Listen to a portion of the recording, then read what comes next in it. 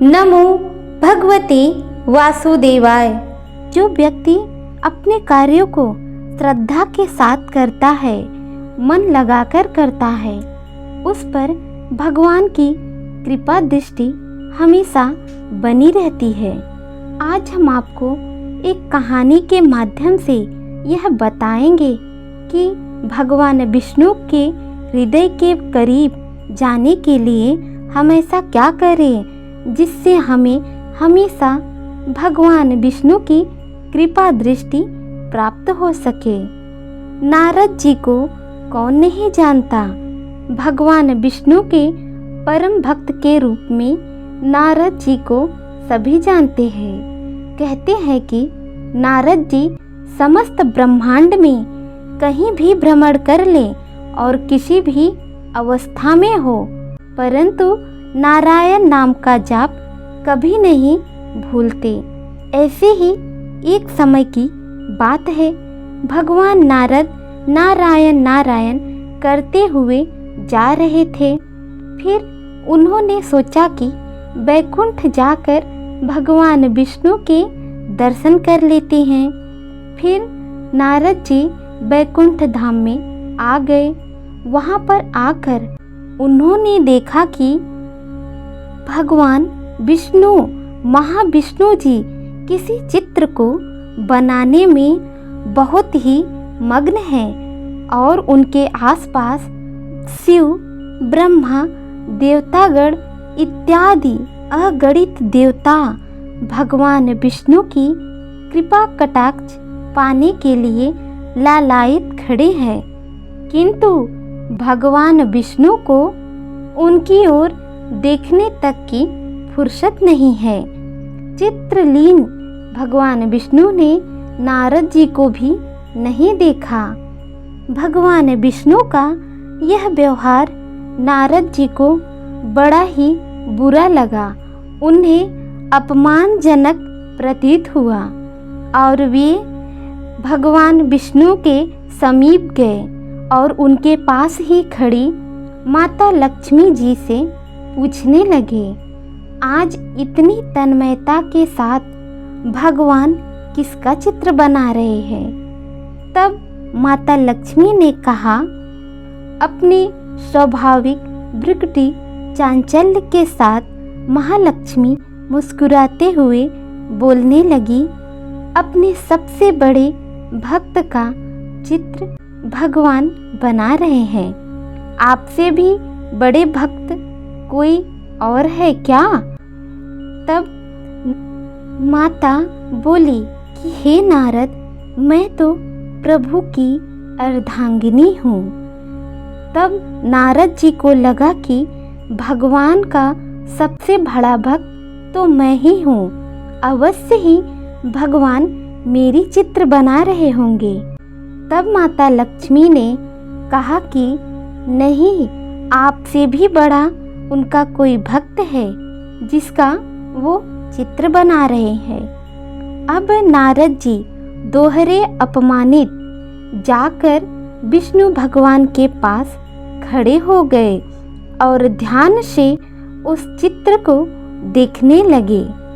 तो उनको यह देखकर बहुत ही आश्चर्य हुआ कि अचल ध्यानावस्थित भगवान विष्णु एक मैले कुचैले अर्धनग्न मनुष्य का चित्र बना रहे थे। नारद जी का चेहरा क्रोध से तमतमा गया। वे उल्टे पांव भूलोक की ओर चल पड़े। कई दिनों के भ्रमण के बाद उन्हें एक अत्यंत घिनौनी जगह मिली, जहाँ पर उन्होंने देखा कि सारी जगह पशु चर्मों से घिरा एक चर्मकार बैठा है, जो गंदगी और पसीने से लथपथ चमड़ों के ढेर को साफ कर रहा था। पहली दृष्टि में ही नारद जी ने उस मनुष्य को पहचान लिया कि भगवान विष्णु इसी मनुष्य का चित्र बना रहे थे। दुर्गंध के कारण नारद जी उस मनुष्य के पास न जा सके और अदृश्य होकर वे दूर से ही उसकी दिनचर्या का निरीक्षण करने लगे। संध्या होने को आई, किंतु वह चर्मकार न तो मंदिर में गया और न ही आंख बंद करके उसने क्षण भर के लिए ही हरि स्मरण ही किया। नारद जी के क्रोध की सीमा न रही।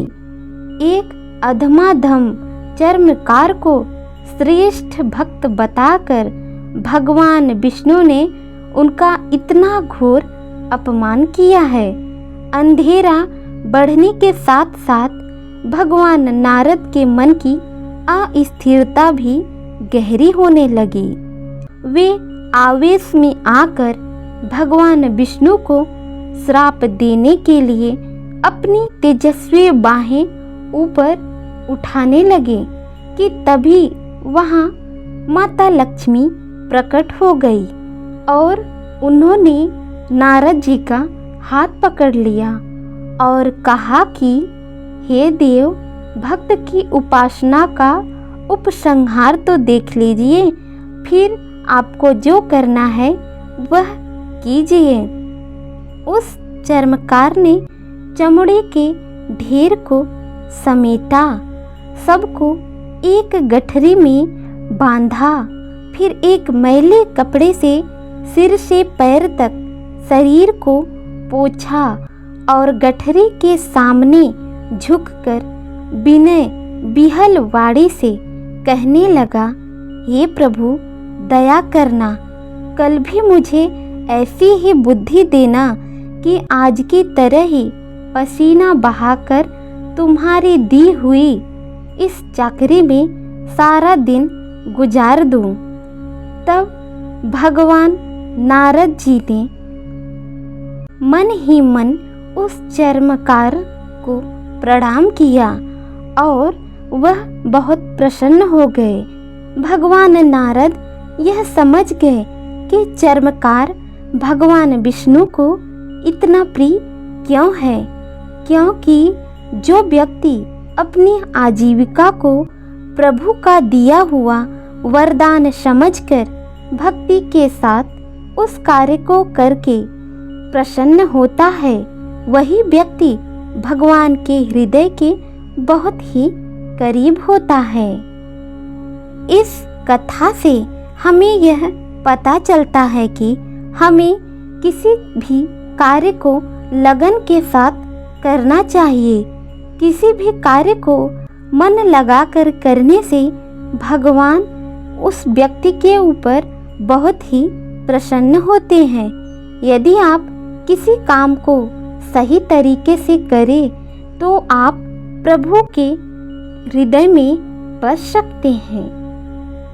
उम्मीद है आप सभी को यह कहानी पसंद आई होगी।